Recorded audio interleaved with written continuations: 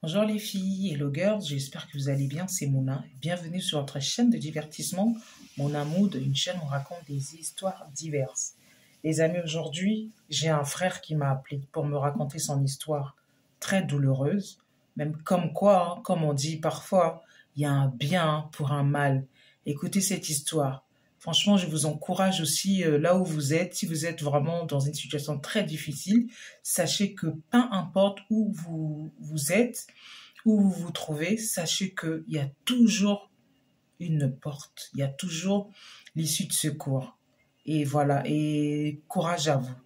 L'histoire de ce soir, il y a un frère qui vient de m'appeler il y a pas longtemps. On a échangé et il m'a dit, Mouna, raconte cette histoire s'il te plaît pour vraiment aider les gens qui sont aussi peut-être, qui ont été ou qui sont dans une situation difficile. Il était en France, il vivait entre Paris et Bruxelles. Voilà. Et il n'avait pas assez de documents. Voilà, il était sans papier. On va dire le mot. Il était sans papier. C'est avec ces mots. Il n'avait pas ses documents. Et donc, un soir, il y avait une soirée, il y avait un événement. Il ne pouvait pas rater ça. Voilà. Comme il vivait entre la Belgique et la France. Et il m'a dit c'était urgent. Il avait besoin d'y aller parce qu'on lui avait promis voilà, de faire un service. Il va être payé. Et lui aussi, il est allé. Il a pris le covoiturage, là, vous savez, les trucs où vous prenez les voitures, là. Voilà. Il a pris ça, mes amis. Il a très bien, il a fait son aller, il a fait son événement, il a été payé. En rentrant, il a repris son covoiturage, là, Bruxelles-Paris. Qu'est-ce qui s'est passé? Dans le covoiturage où il était, il y avait aussi d'autres personnes, parce qu'il n'est pas le seul dans les tours de voiture, là. Il y avait 2, 3 personnes avec lui. Et quelques kilomètres après, la police est arrivée. La police leur a demandé contrôle d'identité et tout, et tout. En plus, il y avait les chiens. Je ne sais pas quelle route le monsieur a pris, voilà. Il s'avère qu'ils sont passés peut-être vers le niveau de la douane.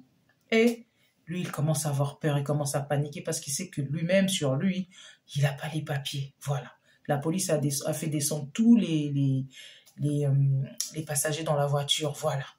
Et, allez, contrôle d'identité. Tout le monde avait ses papiers en ordre. Le chauffeur, qu'est-ce qui se passe? Il avait rien. Lui, le monsieur, il avait rien. Alors que dans la voiture, les personnes qui étaient avec ce monsieur, ils avaient certes ses documents, mais un de passagers là, qui était derrière dans le siège avec ce monsieur, il avait des histoires. Je ne vais pas dire le nom, vous-même vous connaissez. Il avait des choses louches, des choses bizarres. Voilà. Il avait rapporté plein de trucs bizarres. Voilà. Que la police arrête les gens. Vous-même vous savez. Voilà. Les chiens arrivent, les chiens ont ronflé, ils ont trouvé plein de coffrets là, plein de trucs poussiéreuses là. Vous-même, vous connaissez, vous savez de quoi je parle.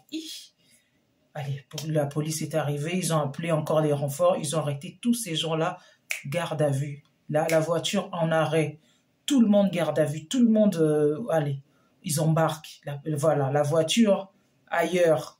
Ils ne voulaient pas savoir. Ils ont fait une enquête. Le monsieur, il a dit, moi, je ne connais pas. Moi, j'ai fait mon truc. Voilà ma réservation. Moi, j'ai tapé. Moi, je ne connais pas. Il s'est défendu et tout et tout. Les autres aussi sont défendus, tout, mais ils étaient quand même à la garde à vue pendant toute la nuit, là. Qu'est-ce qui s'est passé?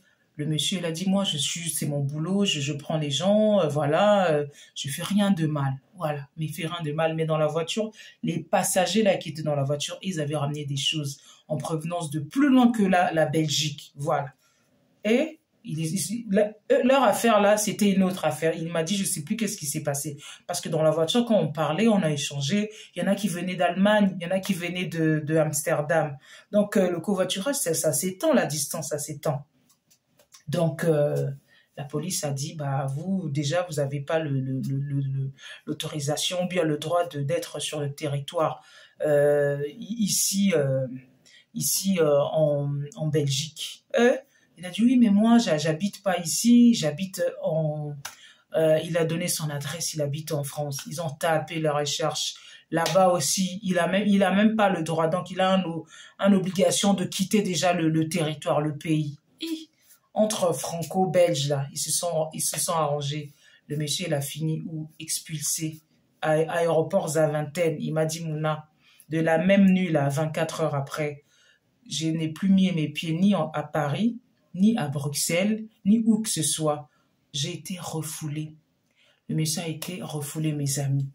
Il a pleuré toutes les larmes de son corps. Il a dit, qu'est-ce que je vais faire? Ah, ma famille, tout le monde compte sur moi, j'ai l'espoir. Sur lui, le peu d'argent qu'il avait, il a expliqué, non, des fois je viens aider.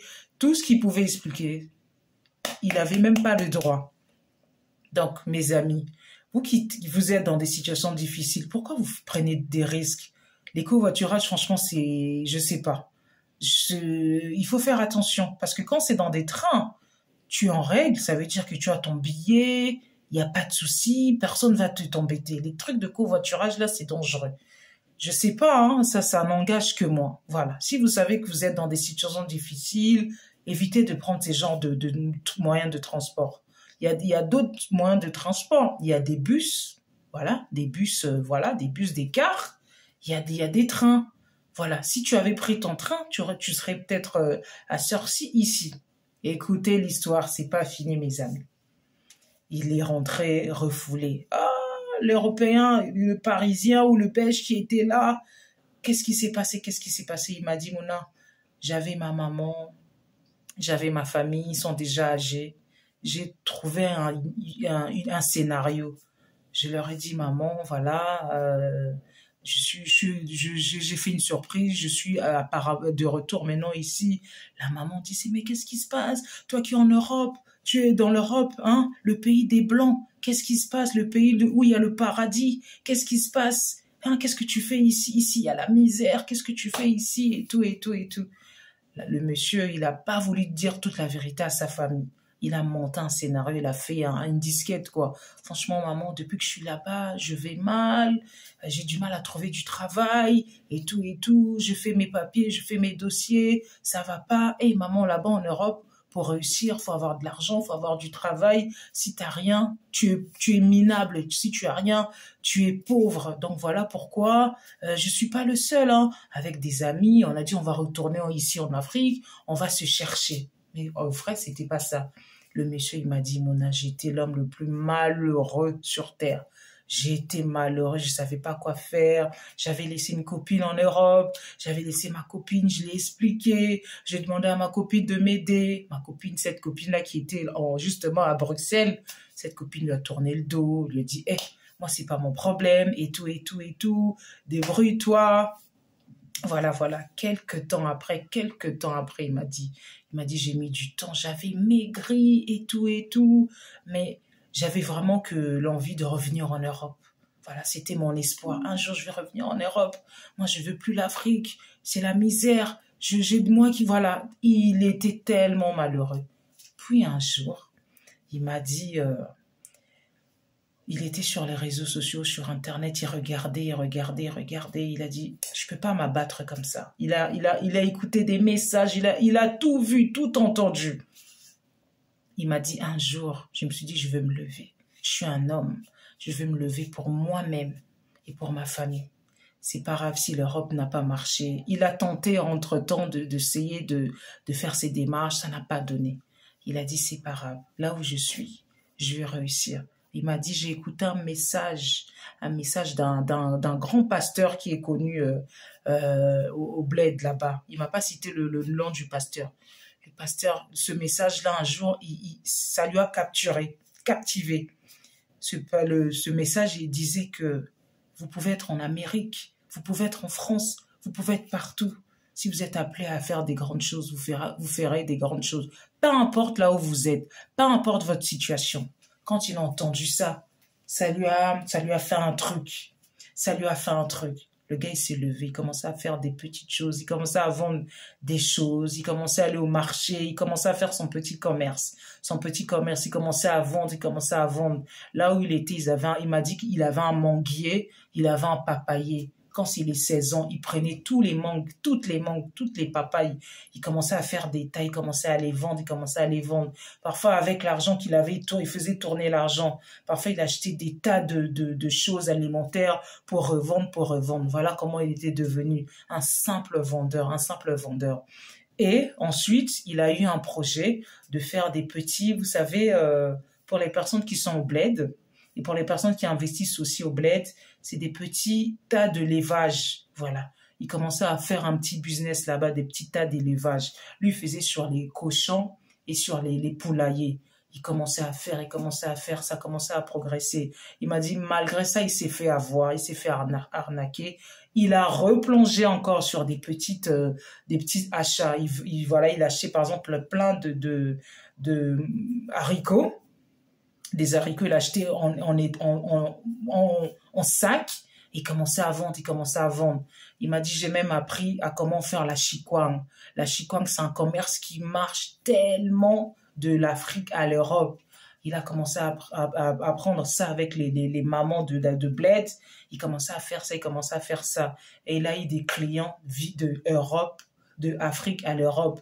Il envoie. Donc, il commençait à se chercher.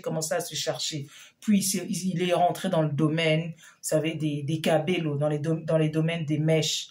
Donc, il a dit, il faisait que ça. Il faisait des business. Ça commençait à prendre, il mettait de côté, ça commençait à prendre. Et ensuite, son grand business qu'il a commencé à faire depuis quelques années, avec tout l'argent qu'il a ramassé, il a acheté des petits taxis. Voilà, des petits taxis légalisés là-bas au bled par le ministère et tout. Et il faisait son marché comme ça. Il a employé un chauffeur qui a son permis, voilà, pour éviter tous les problèmes. Un chauffeur qui a son permis légal et tout. Donc, avec des petits taxis, c'était un taxi où il y avait que 7 personnes. Donc, ça faisait toute la navette de la ville. Chaque fois. Et avec cet argent-là, ça commence à lui faire des entrées, mes amis. Ça commence à lui faire des entrées. Il me dit, si, par exemple, il gagnait 400 € ou 400 $ là-bas, 400 $, oui, le dollar américain, 400 $, et dans la journée, il dit au chauffeur, moi, si t'es réglo, je vais être réglo. Chaque fois, il avait 100 €, 150 €, 100 à 150 $ pour le chauffeur. Le reste, tous les bénéfices, c'était à lui. Et il disait au chauffeur, plus en fait, c'était par tour. Plus tu augmentes. Donc, ça veut dire quand tu fais des allées, à chaque fois qu'on amasse, toi, tu as déjà ta base de salaire 150 $. Là-bas, au bled, 150 $, c'est une somme. Donc, son salaire de base du chauffeur, c'était 150 $. Mais plus il y avait comment il m'a dit, il s'était rentable, lui, il avait aussi ses petits bonus. Et c'est comme ça qu'il faisait. Et aujourd'hui, il m'a dit, il est plus à son premier taxi, là. Ces taxis de 7 personnes. Il est à son 7e taxi. Donc maintenant, c'est un homme qui se dit, il a maintenant les moyens. Il a même arrêté de faire des petits business qu'il faisait sur les marchés. Il achetait des sacs de foufou et tout. Il commençait même à former des plus petits, des jeunes qui galèrent et tout. Voilà pourquoi il a monté son business là-bas. Voilà. Quand il est là-bas, au bled, là-bas, c'est ce qu'il fait maintenant. C'est ce qu'il est maintenant. Il m'a dit la morale de l'histoire. Autrefois, quand on m'a refoulé, lorsque je pleurais, je ne voyais pas comme ça. Il a suffi de ce message pour que ça puisse me réveiller. Je suis devenu, à présent, je sais que je suis devenu un homme d'affaires. J'ai les moyens. Et il a dit aujourd'hui, avec tout son business qu'il fait, il gagne en moyenne, il m'a dit, j'arrondis, hein, il est peut-être dans les 10 à 20 000 $. Ça veut dire presque 20 000 €, si on peut dire. 18 000 ou 20, entre 18 000 €, 20 000 $, mes amis. Et il a dit, et ça, il a dit, ça, c'est dans le mois qui touche ça. Vous imaginez, d'un sans-papier à un homme d'affaires là-bas au bled, d'un sans-papier refoulé à un homme d'affaires là-bas au bled. Il a dit, j'ai touché à tout. J'ai vendu des mangues, j'ai vendu des papayes, j'ai vendu des sacs de haricots, je suis rentré, j'ai appris à faire la chikwang. Et maintenant, là, il a eu il m'a dit la morale de l'histoire encore, Mona. J'ai eu une grande visite pour faire justement dans mes trucs de chikwang et tout, une visite de l'Europe. J'ai remis mes papiers, j'ai demandé mon visa. J'ai eu un visa de 3 mois de ville où j'ai atterri, là où on m'avait viré, là où on m'avait On m'avait foutu dehors. J'ai atterri à l'aéroport de Zaventem. J'ai dit, ah ouais, il m'a dit, j'étais plus sans papier, j'étais là, j'ai mon visa de 3 mois. Avant même 3 mois, je vais repartir. Donc maintenant, à présent, le mec, il fait des navettes. Il fait des navettes, Paris, Bruxelles, Allemagne, États-Unis. À présent, c'est un homme d'affaires, mes amis. Comme quoi, de la poussière à l'élévation. C'est vrai, hein, on peut dire ça, de la poussière à l'élévation. Cet homme était sans papier, il a été expulsé. Il était au mauvais endroit. Mais parfois, dans la vie, on se dit, il y a un mal pour un bien. Bah, s'il n'avait pas eu à aller à cette soirée, il serait peut-être là en train de galérer, en train de se chercher. Il a fallu une situation très difficile pour le ramener peut-être à son destin. Aujourd'hui, ce monsieur, c'est un homme d'affaires. C'est un homme d'affaires. Il gagne pas des millions, il m'a dit. Son chiffre d'affaires, c'est on va dire 20 000 euros ou 20 000 dollars, si vous voulez. Son chiffre d'affaires, c'est 20 000 dollars, mes amis. C'est pas le plus riche, mais c'est quelqu'un, grâce à ce qu'il gagne, il a réussi à mettre sa maman bien, sa famille bien. Il a acheté une maison là-bas. Il a acheté pas qu'une maison, des maisons. Il emploie des petits, vous savez, des petits gamins qui se cherchent. Il les emploie, tu vas faire ça. Donc, il a créé aussi des emplois. Voilà, ce qu'il lui faisait autrefois. Mais maintenant, comment il a dit, il oriente tous ces jeunes-là. Au lieu de voler, au lieu d'être à la rue, au lieu d'être sans abri, et il recueille tous ces jeunes-là. Ils viennent travailler avec, voilà. Si c'est pas conduire, il va pas lui mettre à la conduite, il va lui mettre, voilà, aux choses manuelles. Ok, bah tu vas vendre des mangues, tu vas vendre ci, tu vas vendre ça. Il a dit vraiment, il peut qu'encourager. Donc vous aussi, si vous êtes dans une situation difficile et que là vous dites que c'est fini, c'est la fin de la vie, et c'est que quand on est mort que c'est fini. Tant qu'il y a la vie, il y a l'espoir. Voilà la morale de l'histoire. On peut vous virer, on peut vous expulser, on peut tout vous faire. Là où vous êtes, ne dites pas que c'est fini. Il y a toujours un espoir. Là où, peu importe votre lieu, peu importe où vous êtes. Franchement, ce message-là, quand le monsieur m'a appelé, j'ai dit waouh, c'est des choses incroyables mais vraies. Mais il faut du courage pour arriver à ce qu'il il est passé, quoi. Là où il est, c'est du courage. Et franchement, encore une fois, bravo. Et toutes les personnes qui sont dans les galères, sachez que demain est un autre jour. Et dans votre tête, si vous dites que c'est mort, mais c'est mort. Mais si vous dites que ça va aller, mes amis, sachez que ça ira. Vraiment, ce message-là, j'étais étonnée et j'étais choquée, mais j'étais en même temps contente parce que, en fait,